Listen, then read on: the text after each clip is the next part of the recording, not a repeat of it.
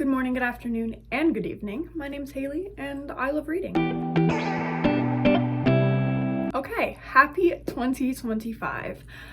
Today, I'm going to be talking about my failed reading year. 2024 was the worst reading year to date since I've started reading. To preface, in 2023, I read 64 books that year. Pretty good, not too bad. 2024, I read a total of 27 books. What changed in my life? I'm a college student and I have a job. That is what changed in my life. The end of 2023, I went into college, but I didn't have a job. I was just doing school, so it was easier to have time to read. This year, I've had a job on top of school, and that has kicked my ass when it comes to free time and my ability to read. But regardless of that, today I want to share the top 5 books I read, as well as the bottom 5 books I read in 2024. Honestly, along with how many books I read, it was a pretty mid reading year for me. I'm really hoping 2025 will be different. I set my goal at 33. The bar is literally on the floor, but you know what? If it starts on the floor, maybe, just maybe, I'll be able to bring it up from there. Without further ado, this is gonna be my top and bottom 5 books of 2024. So I'm basically gonna go 5, 5, 4, 4, like that. So let's start with my 5th bottom book of 2024. The 5th worst book I read in 2024 was The Companion by Katie Elander. This book is a kind of like a young adult mystery thriller about a girl who her family dies and she goes to live with this other family, and they have basically adopted her to be a companion to their disabled daughter. Well, disabled daughter, she's sick and she just doesn't speak anymore. And it's basically just figuring out what's actually going on. It's very much giving Gypsy Rose Blanchard, but I don't like young adult. That is my biggest gripe with this. It was very young adult. There was a weird mystery side plot with the brother, and I absolutely hated it. It was very also predictable. I knew where it was going from page 10, and this is kind of a thick book. So it was very mid. I think I rated it 3 stars, but yeah. So my 5th worst book was The Companion. Okay, my 5th best book this year was Mongrels by Stephen Graham Jones. This book I have talked about a lot, only because it took me 3 months to read. Not because it's a bad book, obviously it's the 5th best I read this year, but because of time. But this book follows a boy basically being raised by his uncle and aunt who are werewolves, and it's his life it's just very slice of life as a werewolf, and I absolutely loved it. The family aspects in this book, you wouldn't expect it to be that emotional and family tied in a book about werewolves, but it was, and it was amazing. Stephen Graham Jones, I've only read 2 of his books now, but both have been 5 stars. So all of my top 5 are 5 stars because I'm a very generous rater, but yes. So this was my 5th best book this year. Okay, 4th worst book I read this year is gonna be a surprise to I think all, and that is Fight Club 2 by Chuck Palahniuk. A Chuck Palahniuk in the bottom? I know. Who am I? I'm a very stickler when it comes to Fight Club. So I've explained the story before, but Fight Club was my favorite movie before I got into reading. And then I started reading and I read 2 books of his before I realized that Fight Club was even a book, let alone written by him, who was slowly becoming one of my favorite authors. But because I have such a deep love for Fight Club, I want it to stay as it is.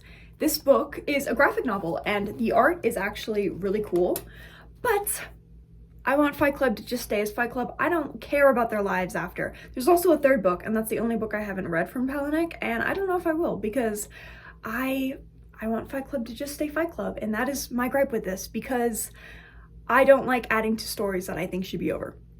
So overall, not a bad book, great graphic novel, but also he added himself as a character, which was kind of strange, but that's a weird side note.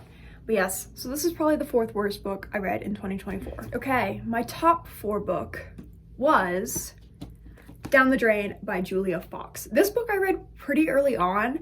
I think it was either January or February in 2024. But obviously, anybody who reads this book knows it's an amazing memoir, Seeing clips of Julia Fox, you wouldn't think, like, stereotypically, you wouldn't think she'd be that amazing of an author, but her writing style was honestly jaw-dropping. Like, it was amazing. And her story as well is just, it's crazy. It shows so much. If you have any interest in celebrity memoirs, Down the Drain is definitely one. Also, oh my goodness, she's slaying on the back. She's eaten, leaving no crumbs on the back. But yes, this was a really good one, really good memoir, and I highly recommend it. Okay, my fourth worst book I no longer own. I sell all the books that I don't like because I want to give somebody else the chance to maybe enjoy them that I didn't. So my fourth worst book is Rides a Pale Horse by Andy Marino. This book, I don't know. It did not live up to at all what I wanted it to live up to. I was very excited about the premise. It basically is this guy who he creates sculptures, and one of them starts like summoning shit, and he has to like fix it before his town kind of gets consumed by this demonic insanity that's happening around the town. But it was so slow. Like, when I tell you, it was like nothing happened the first 250 pages, like literally nothing happened. And I was like, I almost DNF'd it. And then it finally started to pick up on the last 100 pages, but then it was like, one of my least favorite things is when they kill off characters and then they're like, actually, nobody died. I despise that with every part of my being, and that was a big plot twist in this book, and that pissed me off as well. So I rated this one 2 stars, and this was the third worst book I read in 2024. Okay, my third best book. He's back. We have Consider This by Chuck Palahniuk. This is his nonfiction novel of writing advice, which I read 3 other Palahniuk books, but this one, I love his nonfiction only because his life is so strange and he has so many interesting stories to share. Like in this, he had so many crazy stories from like tour dates and stuff like that, that I just, ooh. And like, also it was really good writing advice. Next semester I'm taking a creative writing class for fun, not part of my major or anything, but I think I will be taking a lot of what he said into that class with me and just see how it goes. But honestly, I think about some of the stories he told in this on the daily, and yes, it was absolutely amazing, and that is why it is my third favorite book from last year. Okay, bottom 2 and top 2.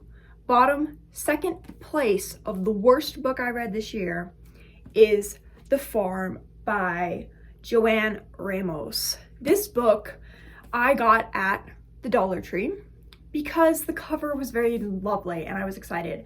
Little did I know it's supposed to be depicting pregnant women, tit and belly. I didn't know that for the first while until I finished the book, and then I was like, oh, that's the cover. But the colors were fun. Well, this book basically follows, it's this like sanctuary of women that people have. They're basically surrogates, so they're carrying other people's babies, but they're rich people's babies. So these people are getting a shit ton of money, and they're on this like the farm to basically be bred for designer babies almost, for rich couples who either don't want to carry a kid themselves or can't conceive. I really was like, okay, this is going to be like the ethical issues that come with surrogacy and all of that insanity that's coming. I mean, the book's called The Farm. No. It was more a commentary on the different like ethnicities of the people who were carrying the babies, as well as like just the main like characters' home issues. Like, it almost never focused on any of the fact with the farm, and that was like, what do you mean? Like, the whole point of the story was supposed to be for this place where people are surrogates for extremely wealthy people, but it wasn't. And it was, I don't know, like, it just let me down in every way a book can let me down. And once I was finished, I'm like, really? Like, that's what that was about? Synopsis did not make it seem like that was what that was going to be about. So yes, I rated this one 2 stars as well. And The Farm is in my second to worst book I read in 2024. Okay, my second best book I read in 2024 was The Drift by CJ Tudor. If you are interested, I have an entire reading vlog and unboxing of this book on my channel, but needless to say, literally anything CJ Tudor writes, I'm floored with. Like, some of the best novels ever to be ever written is this woman. She has the best thriller and just, literally, I'm obsessed with anything she writes, and this book was no different.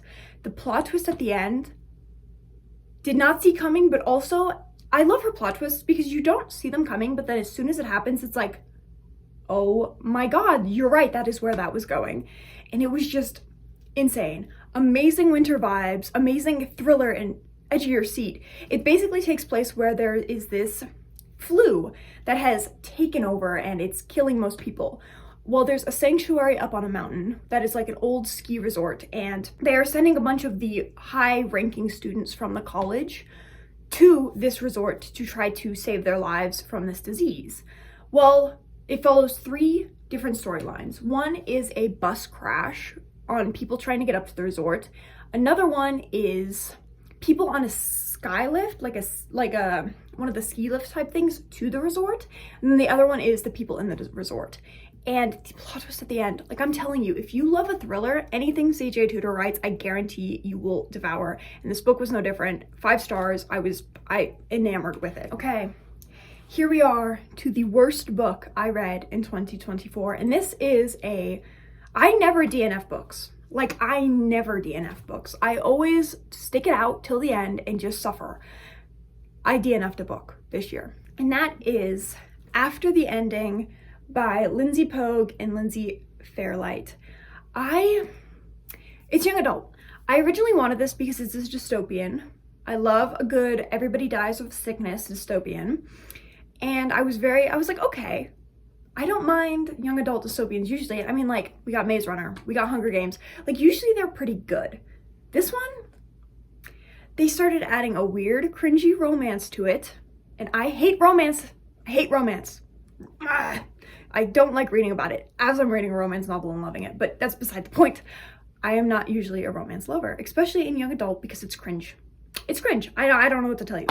And then they started giving these people weird powers, like one of the girls can telepathically speak to animals. Just leave with the sickness about everybody dying in a sickness. I got 200 pages in. This book is 400 pages, and I was done. I was done. I did not care about these characters. They annoyed the shit out of me.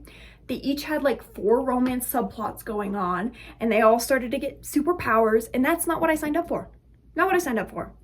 If this is something that sounds interesting to you, though, I am selling this on my bookstore.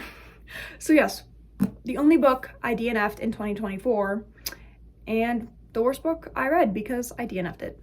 Okay, finally, the moment you've all been waiting for, the best book I read in 2024, and that is Winterset Hollow by Jonathan Edward Durham. And when I say this was my favorite book of 2024, I mean this outranks them all by 1,000%. Like, doesn't even come close to how much I love The Drift. This book, one of my new favorites of all time. Like, legit, I have not stopped thinking about this since I finished this book. This was the last book I read in 2024, and it was amazing. Like, I think it's gonna become, like, I'm gonna add it to my list of book tattoos I want to get. That's how much I'm obsessed with this book. This book basically follows a group of friends who are obsessed with this novel called Winterset Hollow. So they decide to go to the author's island on the day in the book called Barley Day, which is basically this. So the book follows a bunch of animals, and they're anthropomorphized, and they have this celebration before hibernation, and it's called Barley Day. So on Barley Day, these people decide to go check out the author's island, and let's just say the fictional characters the author wrote about are not so fictional, and they're out for revenge in the form of a hunt. The characters, and the way this man wrote was so lyrical, because he wrote like poems. So like basically the Winterset Hollow book that takes place in the book was written in poems, and the author wrote in the poems basically what the book was about. It was so well written. The emotion of these characters and the backgrounds of these characters were just, like, I don't know. I've never heard of this author. I've never heard of this book, but I will forever rant about it because it was absolutely breathtaking. Amazing. It ripped my heart out, put it back together, ripped it out again, and and there's like a plot twist at the end that's also so shocking, but makes so much sense. And it just, Like, I love, love, love, love, love this book. It's a great thriller, it's a great horror, it's a great everything. Like, literally 12,000 times my favorite book of 2024, and it outranks the rest by so much. If I could give this 12 out of 5 stars, I would. That's how much I absolutely was obsessed with this book. Just, oh, literally enamored with it, and yes. Winterset Hollow was the best book I read in 2024. So yeah, although this last year was a crap rating year for me, I still found some good ones. A little bit. So let me know down below what your favorite book and least favorite book were you read in 2024, and what is your reading goal for 2025. I'm hoping 2025 will be much better than 2024, but we shall see. So yes, thank you so much for watching, and I will see you in my next one.